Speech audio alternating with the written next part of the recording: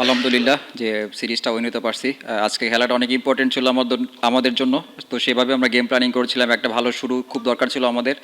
তো চেষ্টা করেছি উইকেটে যত লম্বা খেলা যায়, কারণ এখানে প্রথম 20 ওভার আপনার নর্মালি বল আসতেছিল ব্যাটে, বাট 20 ওভার পরে বল যত পুরাতন হইতেছিল বল আসতেছিল না।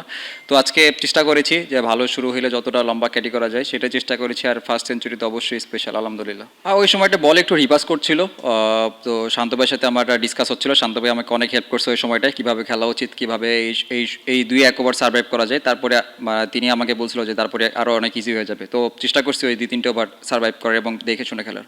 অবশ্যই আমি ক্লিয়ার মাইন্ড ছিলাম। ক্লিয়ার মাইন্ড না থাকলে এরকম সময় কেউ এরকম রিস্কি শট খেলে না। তো আমার কাছে যেটা মনে হয়েছে এটা করলে হয়তো বা ভালো, আমি সেই আমার ডিসিশনে গিয়েছি আর কি। না অবশ্যই আমি চেষ্টা করছি যে আমার ব্যাটিংটায় কিছুটা কাজ করার, স্কিলের থেকেও মেইনলি মেন্টালি কীভাবে আরও হেলদি হওয়া যায় সেই জিনিসটা চেষ্টা করছি। এটাই ব্যাটিংটা নিয়ে আসলে কোচের সাথে অ্যাশ ভাই আছে, দেন সালাউদ্দিন স্যার হেড কোচ, সবার সাথে কথা হয়। আর মেইনলি একটা নাম মেনশন করতে চাই আজকে, যে শারিয়ান নাফিস, তার সাথে আর কি অন অ্যান্ড অফ আমার কথা হয়। তিনি আমাকে অনেক ভালোভাবে মোটিভেট করে। তো থ্যাংক ইউ সবাইকে। আসলে আমি এরকমভাবে কখনো চিন্তা করি না, যখন ব্যাটিং চাই মাইন্ডসেট আমার সবসময় পজিটিভ থাকে। আমার রেঞ্জে যেটা থাকে আমি সেটাও সবসময় ট্রাই করি যে বাউন্ডারির জন্য যাওয়া। এইরকম চিন্তা করি না কখন। আপনি অ্যাজ এ ওপেনার হিসেবে দেখেন, ওইখানে কিন্তু সিঙ্গেল রান নেওয়ার অপশনটা কম। তো বাউন্ডারির দিকে অবশ্যই চেষ্টা থাকে যে ব্যাট বল যখনই পাবো, আমার রেঞ্জের ভিতরে যখনই পাবো, সেটা অবশ্যই বাউন্ডারির জন্য খেলার। আসলে দেখেন একটু আগে আমি যেটা বললাম, যে আফটার 20 ওভার্স বলটা কিছুটা ধরে আসছিল, গ্রিপ করতেছিল এবং রিভার্স করছিল। তো ওই সময়টায় শান্ত ভাই উইকেটে ছিল। শান্ত ভাইয়ের সাথে ডিসকাস করে তিনি আমাকে বলেছিলেন যে এই সময়টা একটু আমাদের অনেক ইম্পর্টেন্ট আমাদের জন্য, কারণ ওই সময় যদি নতুন কোনো ব্যাটসম্যান আসতো তার জন্য আরও বেশি ডিফিকাল্ট হইতো। এই জন্য সেট ব্যাটসম্যানটা থাকাটা খুব দরকার ছিল ওখানে। তো এই জন্য আমরা রানের জন্য তাকাইনি, যতটা লং করা যায় খেলাটা এটা চেষ্টা করেছি।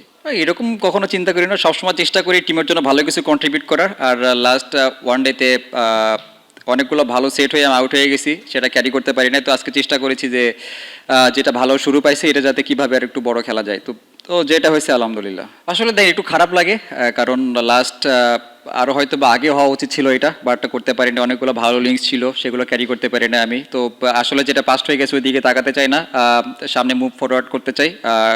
যে ভালোটা হইতেছে এখন বা যেরকম শেপে আছি, আমি চেষ্টা করবো এটা যত ভালো সময়টা যত লং ক্যারি করা যায়। আসলে দেখেন আমি এত লম্বা এত দূর তাকাতে চাই না, আমি সবসময় প্রেজেন্টে থাকতে পছন্দ করি।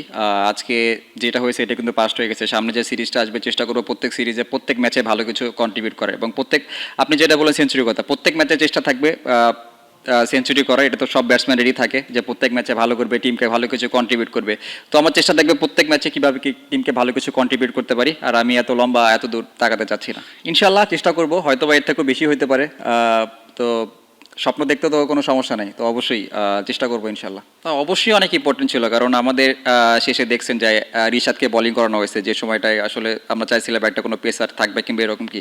আর ওই সময়টা যদি একটা বাউন্ডারি লিক হয়ে যেত তাহলে খেলাটা আরও টাইট হয়ে যেত। তো ফিস ভাই যে ওয়ার্ল্ড ক্লাস বলার, সেটাই প্রমাণ করেছে উনি। তো তার থেকে আমরা এরকম কিছু আশা করি।